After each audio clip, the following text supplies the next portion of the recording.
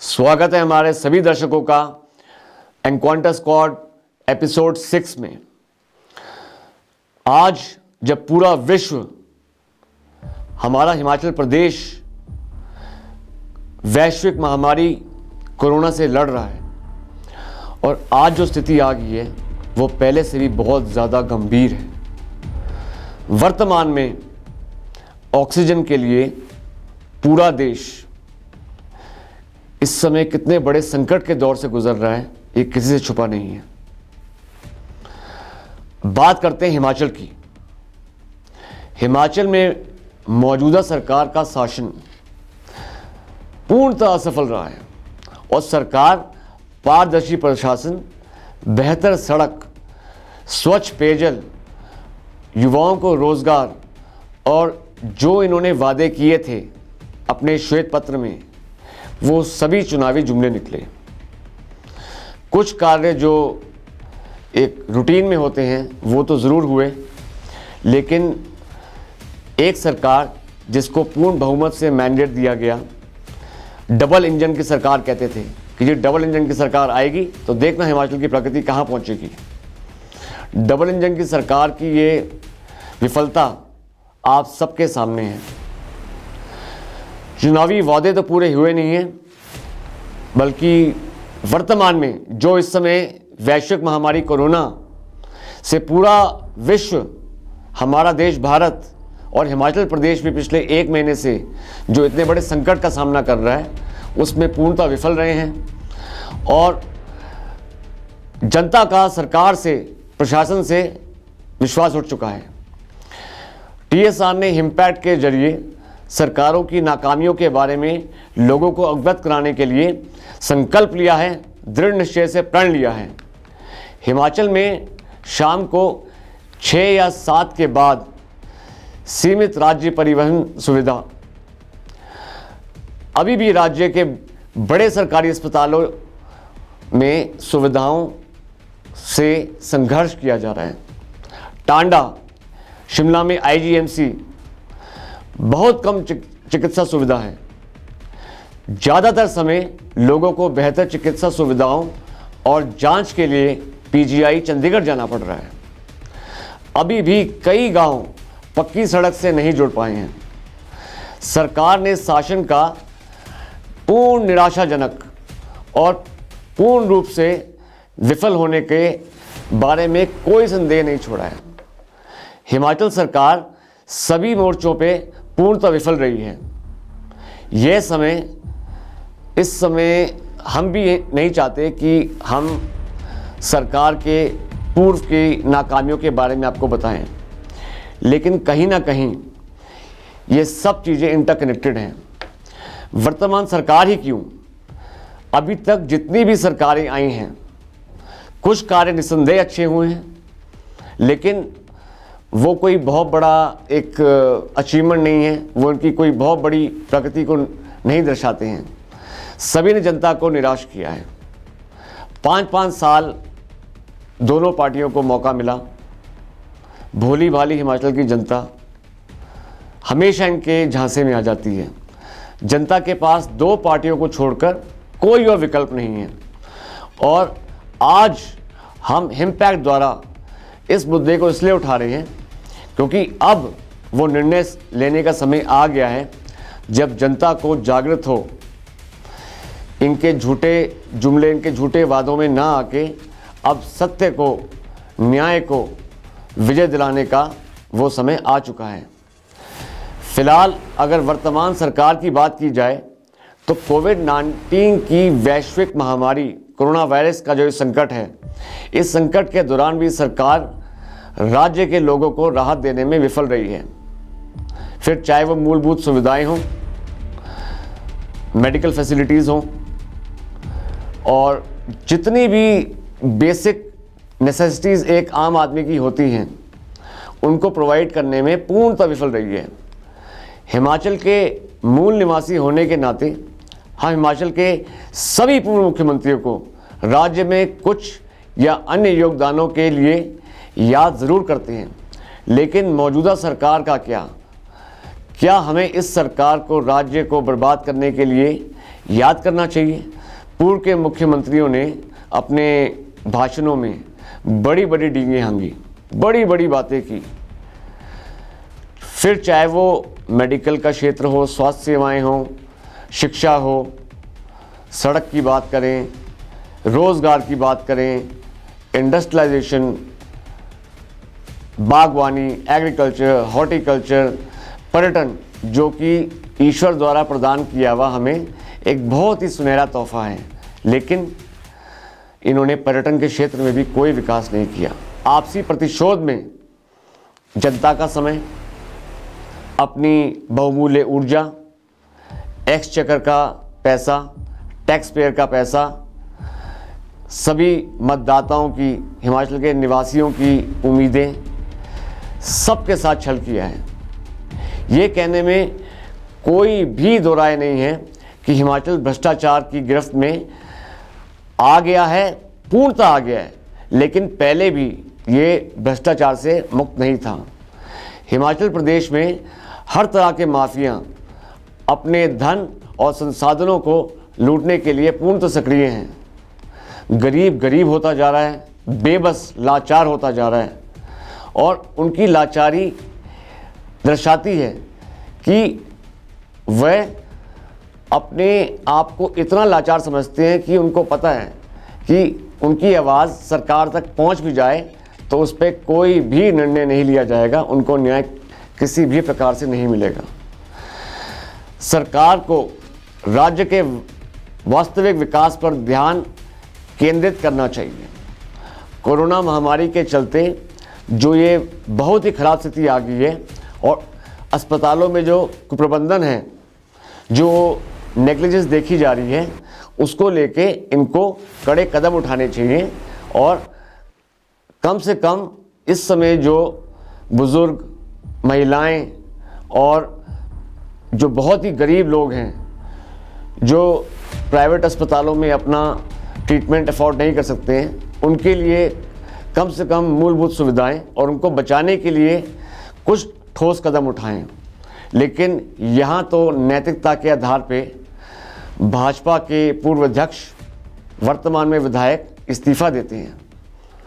Corona महामारी जैसे समय में इस्तीफा दिया जाता है नैतिकता के आधार पे। कुछ तो बात है जो संशय करने योग्य है। इसके अलावा राज्य में स्वास्थ्य की बुनियादी ढांचा पूरी तरह से चरमरा गया है। सकारात्मक परीक्षण करने वाले लोग अस्पताल या कोविड केंद्रों में भर्ती होने के बजाय घर पर रहना पसंद कर रहे हैं, क्योंकि सरकार ने जो अस्पतालों में सुविधाएं दी हैं वो इतनी दयनीय हैं, वो इतनी ज़्यादा ख़राब हालत में हैं कि वहाँ पे तो इन्फेक्शन के बढ़ने का डर है। कुछ समय पहले वर्तमान की जयराम सरकार द्वारा बड़े पैमाने पर कोविड धन के गलत इस्तेमाल का आरोप भी लगा था। कांग्रेस के वरिष्ठ नेताओं ने राज्यपाल महामहिम श्री बंडारू दत्तात्रेय को एक लिखित शिकायत दी थी और इस मुद्दे पर तत्काल हस्तक्षेप करने की मांग भी की थी। लेकिन ये आप सबके संज्ञान में है कि उस समय हिमाचल को पूरे देश, पूरे विश्व और समस्त मानवता के सामने शर्मसार होना पड़ा था। एक ऐसी घटना हुई थी जो आज से पहले राजनीतिक इतिहास में कहीं नहीं हुई। हिमाचल प्रदेश जो देवभूमि है, वीर भूमि है, बहुत ही भोले भाले लोग, बहुत ही सरल स्वभाव के लोग, जो हमेशा कहते हैं कि एक बार फिर विश्वास कर लेते हैं, और अनेकों बार इन्होंने मौका दिया दोनों सरकारों को, लेकिन हमेशा उनके विश्वास के साथ विश्वासघात हुआ। जो शिकायत महामहिम महोदय को दी गई थी, इस शिकायत में कांग्रेस के नेताओं ने यह भी आरोप लगाया था कि स्मार्टफोन खरीदने में कोविड फंड से जयराम सरकार ने लगभग 2.75 लाख रुपए की हेराफेरी की है, जो इस संकट के समय में आवश्यक नहीं थी। उन्होंने सरकार पर सैनिटाइजर घोटाले में शामिल होने का भी आरोप लगाया है, क्योंकि इसने बाजार मूल्य के मुकाबले बहुत अधिक कीमत पर सैनिटाइजर और पीपीई किट खरीदे। उन्होंने आगे आरोप लगाया कि सरकार के कुछ स्थानों पर पीपीई किट के बजाय कोरोना योद्धाओं के लिए रेनकोट, और ये हमारे संज्ञान में है कि बिलासपुर में पीपीई किट की जगह रेनकोट निकला। अब इसको आप क्या कहेंगे? सरकार सिर्फ कोविड के वक्त ही नहीं बल्कि अन्य कार्य पूर्णतः विफलता से करने में बहुत सफल रही है। ये विफलता में अति उत्तम है। कांगड़ा और मंडी क्षेत्र में ड्रग्स और नशीले पदार्थ बहुत आसानी से उपलब्ध हैं। कोई भी अनजान व्यक्ति 1 घंटे से 1.5 घंटे के अंदर चिट्टा, हेरोइन जैसी घातक नशीले पदार्थ जिन्होंने हमारे प्रदेश को अंदर से खोखला कर दिया है, हमारे यहाँ के बहुत प्रतिभाशाली, बहुत योग्य, काबिल और अच्छे शिक्षित युवाओं को पूर्णतः नशे की गिरफ्त में लेकर ख़त्म कर दिया है। बेहद चौंकाने वाली बात यह है कि खतरा अब स्कूलों में भी पहुंच गया है। जहां पहले कॉलेज यूनिवर्सिटी के छात्रों तक ही सीमित था, अब 7वीं, 8वीं, 9वीं और 10वीं के कक्षा के जो युवक हैं वो भी इस समय चिट्टे, हेरोइन की गिरफ्त में आ चुके हैं। कोरोना महामारी के समय जहाँ पे मूलभूत सुविधाओं के लिए संघर्ष करना पड़ रहा है, वहीं पे जो नशे का कारोबार करने वाले सरगना हैं, तस्कर हैं, पेडलर्स हैं, जो ड्रग कार्टेल ऑपरेट कर रहे हैं, उनकी जो मूवमेंट है, उनकी मोबिलिटी बहुत स्मूथ चल रही है। अगर आप चाहें तो आप इसको प्रैक्टिकल रूप से ट्राई कर सकते हैं। निश्चित रूप से नशे के पदार्थों का स्रोत एक तरफ पंजाब है और दूसरी तरफ हमारे हिमाचल के कई ऐसे क्षेत्र हैं जहां पे आपको नशे के लिए बिल्कुल संघर्ष नहीं करना पड़ेगा और वहां पे बिल्कुल ही ओपन सिस्टम में ड्रग्स की आवाजाही चल रही है। ये कहना गलत नहीं होगा कि अगर ऐसा ही चलता रहा तो अन्य राज्यों की तरह हिमाचली युवा और भी ज़्यादा ड्रग्स की चपेट में आने लगेंगे। पहले भी सीएम और उनकी टीम ने इस बात को स्वीकार किया, लेकिन इसके लिए उसको रोकने के लिए कोई स्ट्रैटेजी नहीं बनाई गई, कोई रणनीति नहीं बनाई गई। बड़ी बड़ी बातें करना, भाषण देना, प्रण लेना और नशा अभियान शुरू करना एक औपचारिक रूप में, ये पहले भी होता है, अब भी हुआ है। लेकिन हिमपैक्ट ने एक ब्लूप्रिंट तैयार किया है, एक रणनीति तैयार की है, जो एक बहुत ही गोपनीय तरीके से सबसे पहले जहाँ जहाँ हमें संदिग्ध युवक मिलेंगे जो नशा करते हैं, उसके लिए एक बहुत ही गुप्त रूप से एक टीम तैयार की गई है, जिस टीम में 21 हिमपैक्ट के योद्धा हैं जो संदिग्ध व्यक्ति को पहले ऑब्जर्व करेंगे। जब सुनिश्चित हो जाएगा उसके बाद उनके घर वालों को, उनके परिवारजनों को, उनके माता पिता को, भाई बहन को सबसे पहले जाके उनसे मिलेंगे। एक गुप्त, गोपनीय, एक 100% श्योर शॉट सक्सेसफुल तरीके से एक रणनीति बनाई जाएगी, उनकी काउंसलिंग की जाएगी और उन सरगना तक पहुंचा जाएगा और पुलिस महकमे को और एप्रोप्रिएट अथॉरिटीज़ को बताया जाएगा कि कैसे ये ड्रग कार्टेल ऑपरेट कर रहे हैं।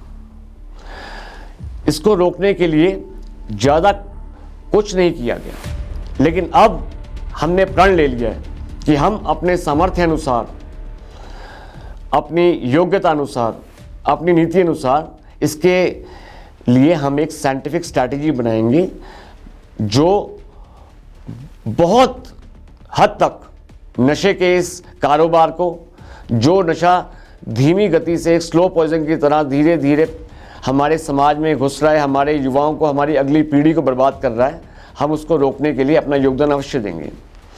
इसके बाद अगर हम बात करें शराब की, तो शराब तो बहुत ही भारी मुद्रा में यहाँ पे इजीली अवेलेबल है। लॉकडाउन था, जिस समय जनता कर्फ्यू भी लगा था, तब भी शराब आपको बहुत आसानी से प्रबंध की जा रही थी। इसका आसान उपलब्ध कराने का तरीका एक बहुत ही बड़ा खतरा है लॉकडाउन के समय जहाँ पे हमने देखा कि कुछ लोगों ने इस समय का बहुत ही शुभ उपयोग किया, अपने परिवारजनों के साथ उनका प्रेम बढ़ा, उन्होंने अपने माता पिता, अपनी धर्मपत्नी, अपने बच्चों को ज़्यादा बेहतर समझा और जो पुराने संस्कार थे वो वापस आए। लेकिन इसी लॉकडाउन के समय घरेलू हिंसा के मामले आए।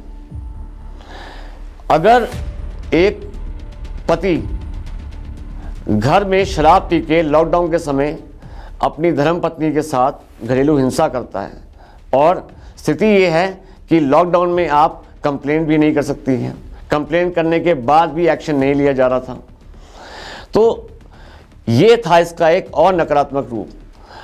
अब हम बात करते हैं रोजगार की, नौकरियां। हर सरकार श्वेत पत्रों में, चुनावी वादों में वचन देती है और बहुत प्रण लेके कहती है कि हम रोजगार की समस्या को पूर्णतः खत्म कर देंगे।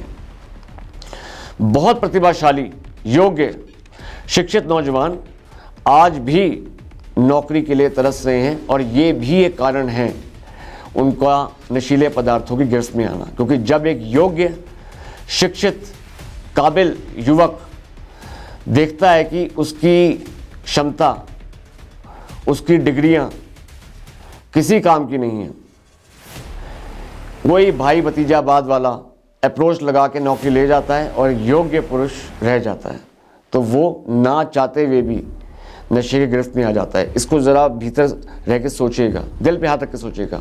निजी क्षेत्र में पर्याप्त नौकरियां हैं ही नहीं। EPIP जोन्स हमारे हिमाचल में हमारे पूर्व के प्रधानमंत्री भारत रत्न अटल बिहारी वाजपेयी जी ने एक बहुत बड़ा सुनहरा उपहार दिया था। Excise free zone, package of incentives, EPIP zones, और ये एक बहुत ही बड़ा वरदान था हिमाचल के लिए। बड़े बड़े यूनिट यहाँ पे आए, लेकिन बाद में सरकारों के तालमेल ना होने से, विजन क्राइसिस होने से और लीडरशिप क्राइसिस, केंद्र सरकार और राज्य की सरकार में तालमेल ना होना, इसके कारण बहुत बड़े बड़े इंडस्ट्रियल यूनिट्स यहाँ से पैकअप करके वापस चले गए। बद्दी, बरोटीवाला, नालागढ़, परवाणू, सोलन, कालाम, श्री पौंटा साहिब, ऐसे बड़े बड़े औद्योगिक क्षेत्र हैं, इंडस्ट्रियल एरियाज हैं जहाँ पे बहुत बड़े स्तर के इंडस्ट्रियल यूनिट्स लगे थे। रोजगार का सुनहरा अवसर था।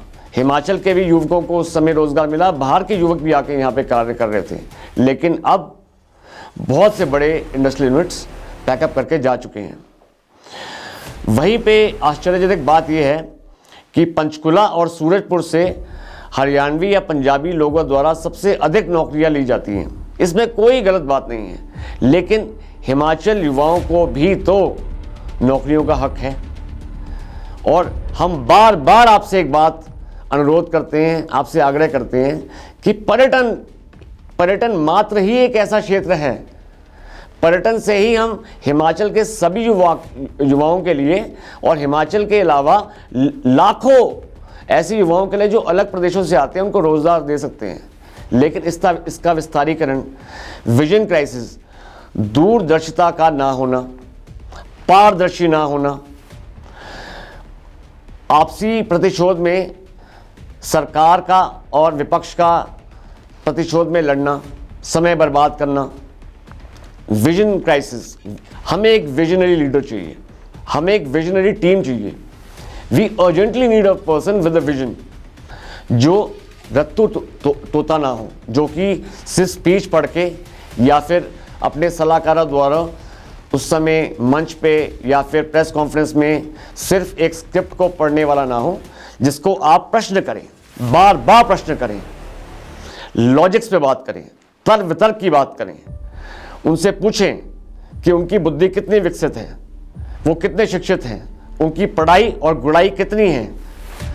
उसको आप तब तक आप परीक्षा लें जब तक हिमाचल का प्रत्येक नागरिक पूर्णतः संतुष्ट ना हो जाए कि यस, यही वो लीडर है।